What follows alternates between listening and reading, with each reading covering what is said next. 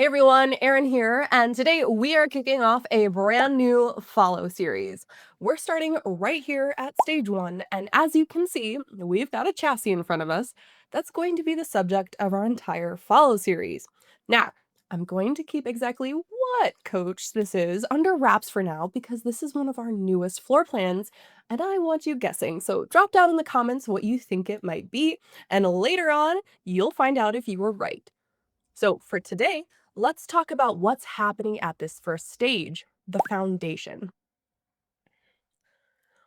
All of our frames start with a reinforced 12-inch I-beam, and we weld a 2x2 steel box tube directly to the bottom of that I-beam.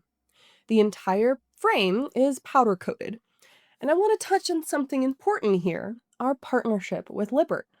Lippert is our builder, but these frames are built to our exact specifications, and you will not find them on any other line but ours. And just as important, these frames don't move past this stage until we are completely satisfied with them.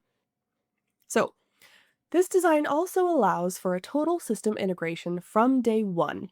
We're building with intention for the hydraulic disc brakes, the leveling systems, the slide outs, which are supported with double outriggers for extra strength and security.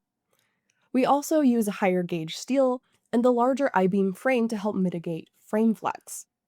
Because at the end of the day, the I-beams are designed to resist vertical bending, and that's what helps keep everything aligned as you're going down the road. This is where it all starts. Next time we're diving into one of my favorite stations, wiring. And don't forget, I want to hear your guesses on this new floor plan, and I will see you next time.